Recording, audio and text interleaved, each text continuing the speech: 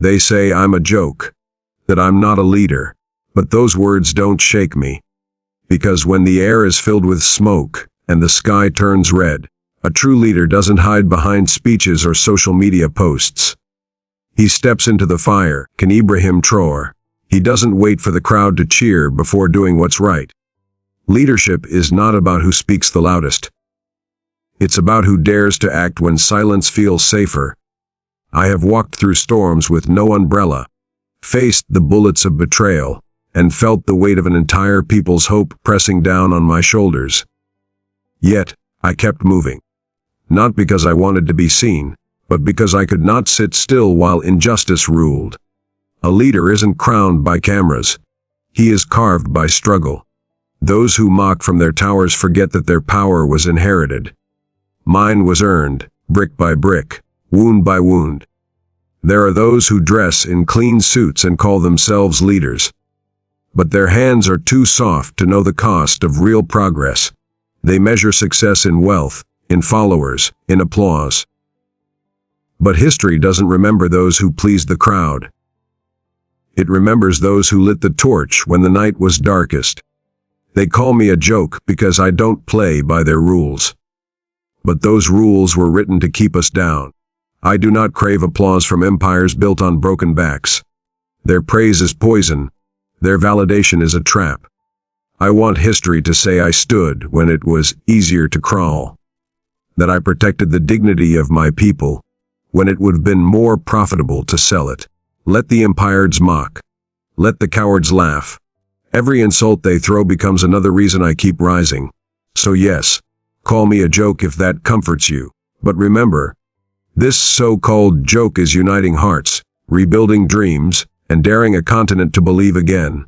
And when the dust settles, when your noise fades into nothing, the world will see who the real leaders were.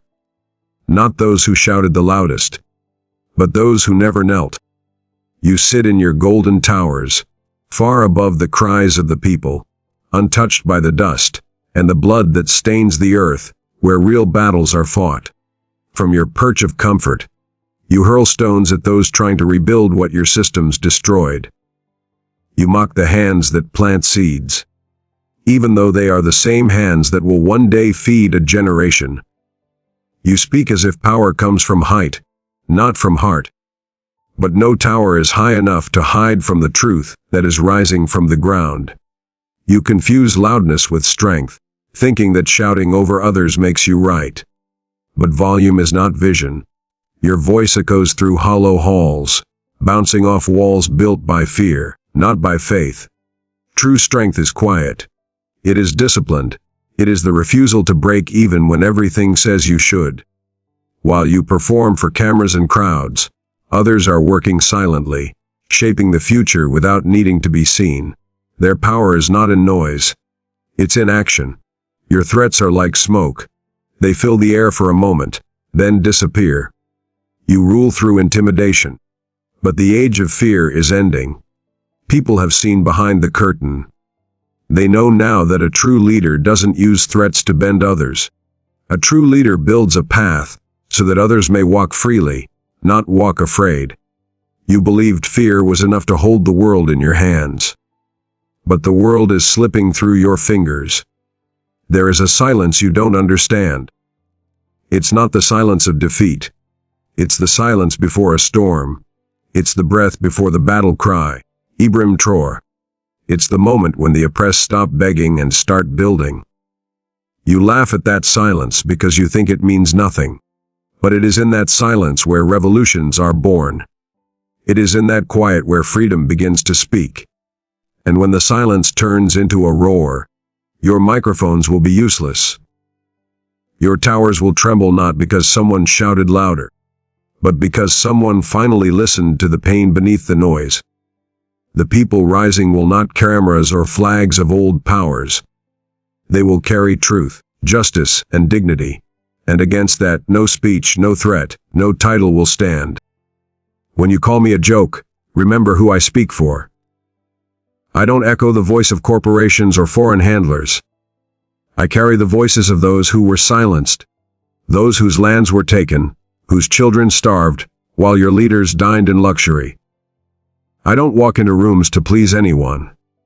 I walk in to remind them that the forgotten are still here, still breathing, still watching, and I will not let them be erased by history or by lies. I don't wear suits stitched with blood money. I don't need designer ties to prove my worth. The clothes I wear were not bought in marble malls. They were earned in trenches, among workers, farmers, mothers, and fighters who had nothing but gave everything. Every thread on my back carries a story of sacrifice, of hunger, of nights without sleep but never without vision. If that offends those who wear their guilt in silence, let them be offended. I wear the scars of my people because I am one of them. Their wounds are my wounds, their pain lives under my skin. I don't hide those marks. I show them like medals, because every scar is proof that we survived what was meant to destroy us. I carry the memory of children buried too soon, of elders who waited for justice until their last breath, and of dreams crushed under foreign boots. And still, we rise. Their pain echoes in everything I say. I do not speak for applause. I speak so the world hears what it tried to ignore. I speak so that the earth remembers the names of those who were denied even a grave. Their stories were buried, their voices silenced, but I dig them out with every word, every stand I take. Their struggle is not over. It lives on in me. And I will never stop reminding the world of that truth. The fire of their hope burns in my chest. It keeps me moving when everything says to stop. It keeps me fighting when the odds are stacked high. I do not need permission to lead. I was born in the storm, and the storm raised me. This is not a costume. This is not performance. This is a uniform of truth, woven with resistance, stitched with loyalty, and soaked in the sweat of the people. And that is something no title, no insult, no empire can erase. You ruled by division because unity threatened you. You knew that if the people ever stood together, across borders, across skin, across struggle, your empire would tremble. So you poisoned minds with lies, fed them fear, taught them to look down on each other, instead of looking up and asking who put the chain on all of us. You built walls not to protect, but to divide. You made enemies where there were only neighbors. That is not leadership. That is survival by manipulation. But I rise through unity, not as a man above others, but among them. I do not walk ahead, I walk with. I do not point fingers, I extend hands. I know the strength that comes when the farmer, the teacher, the soldier, and the student move with one heart. They tried to break us apart, but in doing so, they reminded us that we are stronger together than we ever were alone. I lead not for power, but to return power to the people. You governed through fear. You whispered danger into every ear and sold security like a drug. You convinced people they were helpless without you. That safety meant silence, and that obedience was the price of peace. But peace without dignity is just quiet suffering. You built a world where fear ruled every thought, and then called it order. But fear eventually rots. And now, people are no longer afraid. They are awake. I rise with love for land and legacy, with the memory of ancestors who refused to die quietly. I rise with the future in my eyes, not the past clutched in my fists. I do not need to intimidate to lead. I need only to remember who I am, where I come from, and who I must protect. This land has blood enough. It does not need another ruler. It needs a guardian. And that is the role I take, not with pride, but with purpose. You mock because you have no answer. You snap back because something shook you. Not my words, but what they represent: a shift. A break in your illusion. You mocked because that's all you could do when the people stood up. You laughed, hoping it would hide your fear. But every time you mock, the people see your desperation. And every time I march, they see something they had forgotten for too long. Hope.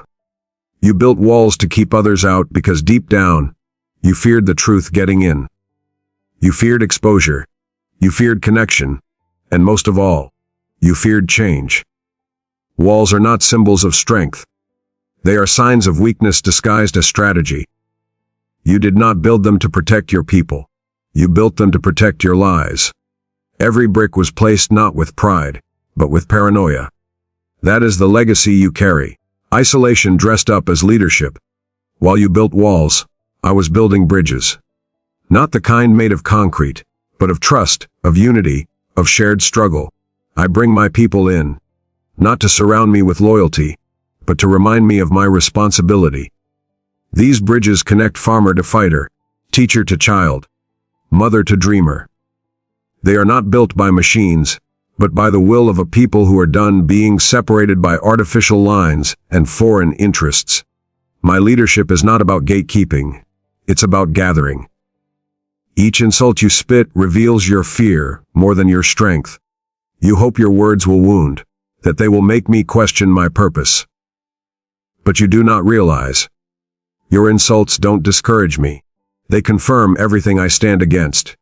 Every slur, every mockery, every arrogant dismissal is another nail in the coffin of a system that no longer inspires. You cannot kill a movement with mockery. You can only fuel it. You call it savage because you cannot control it. Because it does not beg for your approval. Because it rises from places you thought were dead, and speaks in voices you tried to silence. But what you see as chaos is in fact sacred resistance. It is order born from struggle, not submission. It is dignity reborn in the ashes of exploitation. It is the roar of people who have remembered who they are. This resistance is not about revenge. It is about restoration. It is not about burning down, but about rebuilding from truth. And no matter how many walls you build, they cannot hold back what has already awakened. The bridges are growing. The resistance is sacred. And your power, no matter how loud, how cruel, how sharp, is fading with every sunrise over a land that now knows the taste of its own voice. I have no interest in the politics of clowns, the stage drama where nothing changes, and everything is rehearsed. You treat leadership like a circus, tossing words for applause, dancing for cameras, pretending to care while the world outside burns. Your politics are performances, not principles. They're tailored for headlines, not for healing. And while you compete for attention, real people are competing just to survive. I refuse to step into that ring. I wasn't made for their games. I was born for their undoing. While you argue over microphones and photo ops, my hands are in the soil, building a future your debates can't deliver. I'm not here to entertain your idea of power. I'm here to restore meaning to it. Every minute spent in your hollow halls is a minute stolen from those who actually need a voice. That's why I work where your eyes never look, where your policies never reach, in the corners of the earth that still believe change is not only possible, but necessary. You sit on stages pulling strings, trying to play God in a puppet show you no longer control. You forgot that people can see the wires now. They know who funds your seats, who writes your speeches, who owns your silence. Democracy, to you, is a game of rich men pretending to care. But to us, it is the power to rise. We don't want your version of it. We want the raw, unfiltered truth, earned through struggle, not bought with donations.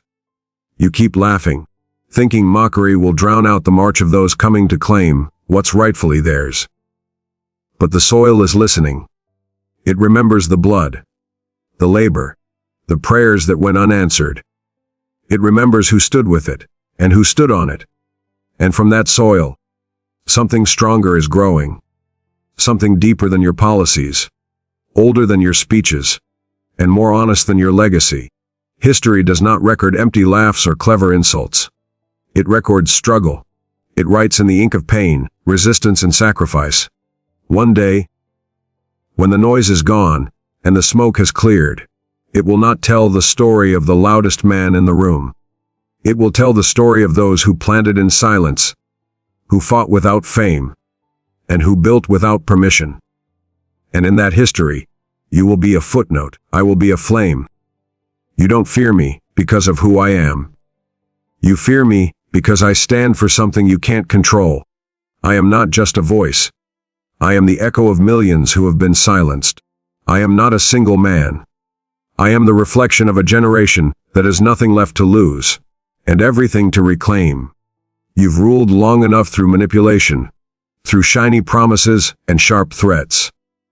But now, someone has appeared who doesn't flinch when you speak, and that shakes you. You fear what I represent, a man who will not bow, not because of arrogance, but because he remembers who he is. You spent decades teaching us to kneel, convincing us that obedience was peace, and that silence was strength. But now, we've tasted the truth. Now, we know that bowing was never respect. It was submission. And I stand so others remember that standing is possible. One upright man is more dangerous to your empire than 1,000 broken ones. I carry a generation in my words, a generation that cannot be bought. Your deals don't tempt us anymore. Your aid comes with chains, and we've grown tired of being grateful for our own destruction. We are not here to be managed or mentored. We are here to lead ourselves. We do not need your permission to dream, to build, to rise. And that terrifies you. Because once we realize we can live without you, we begin to understand how long we've been chained to your illusion. You sense the shift. That's why your tone is no longer calm. It shakes. That's why your words are no longer calculated. They're wild, desperate, scattered. You are no longer speaking from confidence. You are speaking from fear. Not fear of war, but fear of irrelevance. Because for the first time, the world is beginning to see that we don't need the old order to create a new future. And in that truth, your power crumbles. You try to hide that fear behind mockery, behind arrogance, behind distraction. But even your allies see it now. Your grip is loosening, not because someone stole it, but because you no longer deserve it. You led through domination. We lead through defiance. And in the end, defiance always outlasts fear. You fear what I represent, because deep down, you know the world is changing, and this time, it will not change in your favor. You lead with ego, because that's all you've ever known. You see leadership as a mirror, always checking your reflection, always demanding admiration. Every move you make is designed to protect your image, not your people. You speak not to bring light, but to keep the spotlight on yourself. The louder the applause, the more you believe you're winning. But leadership is not about being seen. It's about seeing others, and you have been blind to the suffering behind your own stage. I lead with purpose, not performance. My voice was not born to entertain. It was forged to awaken. I do not speak to impress, because I am not here for praise. I am here for truth. Each word I say carries the weight of lives lost, dreams broken, and dignity stolen. I speak because silence has cost us too much. And in every speech, every stand, I am trying to shake the soul of a generation that was taught to stay asleep. You throw insults like stones, hoping to wound, to distract, to make me doubt. But every insult you deliver is picked up by my people and turned into fuel. They do not cry from your mockery. They learn. They watch you closely, and in your weakness, they find clarity. You try to tear down, but all you do is reveal more of who you are and what you fear. And in those moments we grow. In those moments, we get sharper, wiser, more certain of our path. From those lessons, we rise. We are not rising with anger. We are rising with awareness. You gave us the curriculum through your cruelty. You became the unintentional teacher of what never to become. And while you build power on ego, we build power on purpose. We don't rise to replace your throne. We rise to remove the need for thrones altogether. This is not rebellion. It is rebirth. We are becoming unstoppable, not because of your approval, but because of your resistance. The more you try to break us, the more you reveal how little you understand us. We are not fragile. We are forged. You lead with ego, because you are afraid of being forgotten. I lead with purpose, because I am determined to leave something behind. And in that difference lies the future. If I am a joke, then I am the kind of joke that history remembers. The one that exposed the truth others tried to bury. You can laugh, and maybe the world will laugh with you for a while. But the sound of your laughter cannot drown out the cries of those you've stepped on, nor can it erase the awakening that is happening. Jokes fade, but the message behind them lasts. And if I must be your punchline, then let it be the one that echoes long after your legacy falls silent. You mock me because it's easier than facing what I represent. Laughter has always been your defense, a mask to hide the fear of losing control. But there's something dangerous about the kind of laughter that rises from the oppressed. It starts in pain, turns into unity, and ends in action. That laughter becomes thunder, the warning before the storm. And the more you laugh now, the more powerful the silence will be when you realize the crowd is no longer laughing with you. Your podiums won't protect you when that storm arrives. They are built on illusions, false promises, fake unity, manufactured respect. The wind of change doesn't care how tall your stage is. It will tear through your microphones, scatter your papers, and wash away every empty word you've spoken. Because when a people rise, they rise like nature, wild, unstoppable, and without apology. You think power is permanent, but it is borrowed. And every time you laugh at those below you, the debt grows heavier. The joke, in the end, will not be on me. It will be on those who thought they could laugh forever, while others suffered. Your podium is high, but it is not rooted. And when the thunder rolls, it will not ask who you were. It will only remember what you did, and what you refused to change. So laugh now if it gives you comfort. But remember, every revolution began with someone being mocked. Every fire was once ignored, and every empire thought it was eternal, until it heard the laughter turn into thunder, and the thunder into footsteps. If I am the joke, then I am also the beginning of your ending. So call me whatever you like. Label me, insult me, dismiss me. It won't change the course of what's already unfolding. The world is shifting, not because someone asked politely, but because those at the bottom stopped waiting for permission. You can resist it, deny it, even mock it. But the ground is already trembling. The people are no longer impressed by titles or crowns. They are looking for those who walk through fire without flinching. The old thrones are cracking, not from outside attacks, but from within.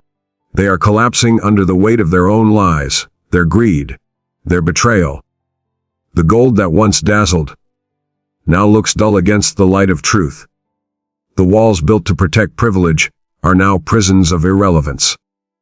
And no matter how tightly they cling to their power, it is slipping away, because power without purpose never lasts. This new dawn does not belong to the familiar names or inherited legacies. It belongs to the bold, the unbought, the unafraid.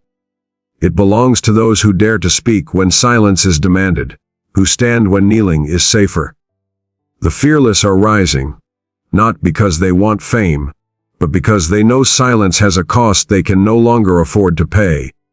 They don't wait for the old world to approve. They build a new one. In this changing world, loudness is no longer leadership. Noise is not a sign of strength. It's often a cover for fear.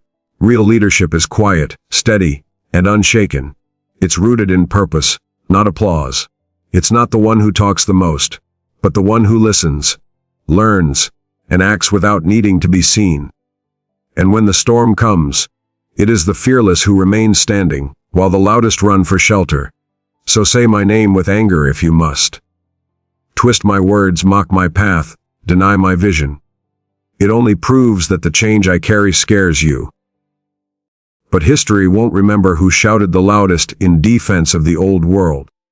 It will remember who had the courage to light a fire in the darkness and walk forward when everyone else turned back.